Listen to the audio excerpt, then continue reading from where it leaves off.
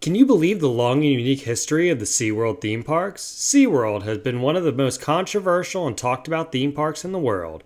They are also probably one of the biggest companies that have undergone serious changes over the years to make major improvements for their brand. In this video, we are going to go through the history and transformation of the SeaWorld brand to the result we see today. Before we dive into the history, let's talk about the current portfolio of SeaWorld parks and entertainment. The company currently has 7 theme parks, 4 water parks, and 1 oceanarium park in the United States. The parks they run are SeaWorld, Busch Gardens, Sesame Place, and Discovery Cove. We will break down each of these parks' brands and the history behind them, as well as tell the overall story of the company. Now that we have established the history of Busch Gardens and SeaWorld in the last 2 videos, we can look at the history of their other parks.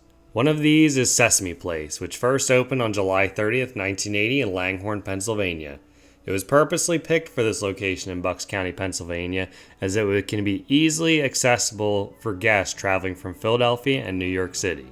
The concept of the park was to be a theme park for children and parents to have fun, as a parent's favorite memory is seeing their child have a good time. The goal of the park was to be aimed for those kids under kindergarten age. Kids and parents would be able to experience character meet and greets, parades, shows, and rides. It was truly the first of its kind theme park, unlike anything the United States had seen before, utilizing an iconic brand to reach guests.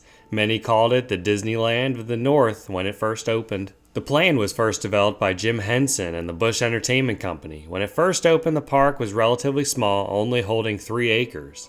It wouldn't have a replica of Sesame Street until 1988. Since it's been open, it has expanded significantly to 14 acres. This has included growing the rides, water park region, and adding a Cookie Monster land in 2014.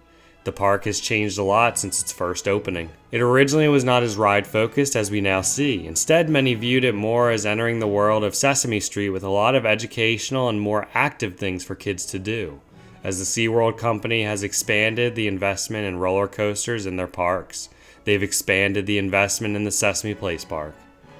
Over the years, with the expansion, they have also seen the success of the park and the need to expand it elsewhere. The Sesame Street license can be now seen at almost every SeaWorld-owned park. They have also opened another independent standalone Sesame Place in San Diego that would take the place of Aquatica, their water park. It is interesting to note there was one failed attempt of Sesame Place, one in Irving, Texas, which has been seen as a failure.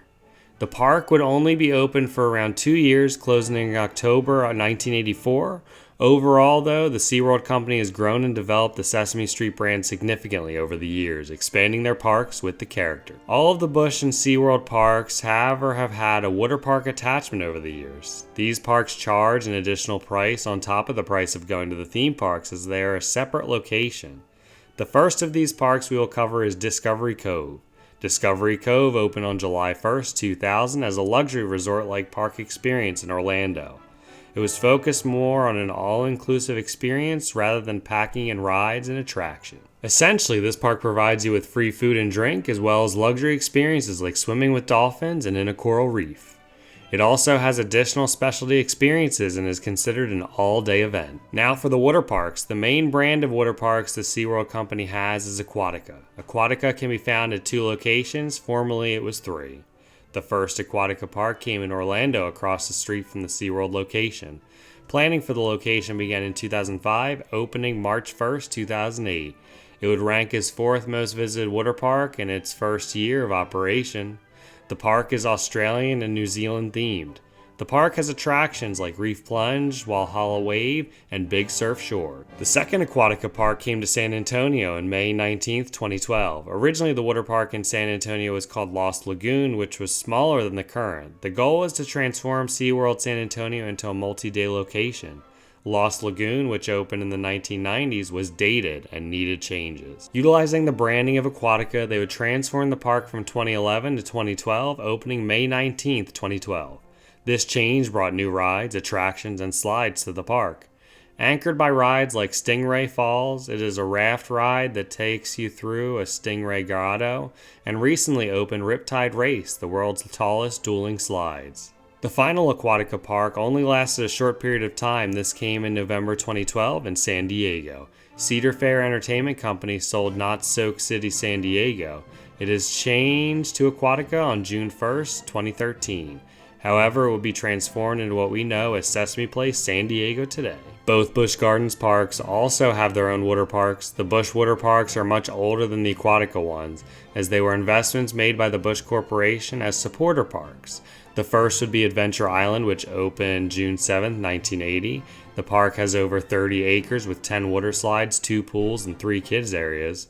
The park is themed to be a tropical area like Key West or the Caribbean, which is located right next to Busch Gardens, Tampa. The next water park would be Water Country USA, opening on June 20th, 1984. However, Busch would not own the park until 1992 when they acquired it.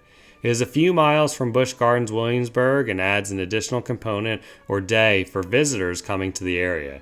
It has had success over the years, totaling now with 17 water rides. Water Country USA only operates from May to September due to the weather in Williamsburg.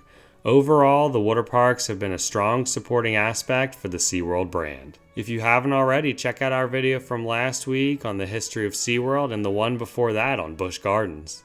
Thanks for watching. Please like, comment, follow, and subscribe. Believable truths.